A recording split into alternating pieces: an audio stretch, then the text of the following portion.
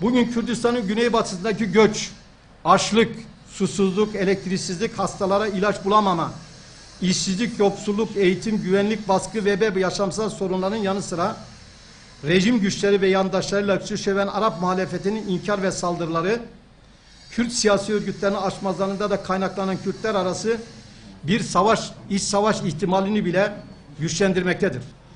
Bütün Suriye'de olanlar yanında Kürdistan'ın güneybatısında olan bu vahşete karşı durmak, teşhir etmek, insanım diyen herkese düşen bir görev olduğunu düşünmekteyiz.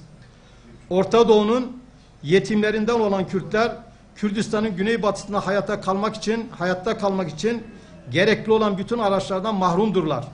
Onların çığlıklarına ses vermek ve havalarına ulaşmak hepimizin insani bir görevidir.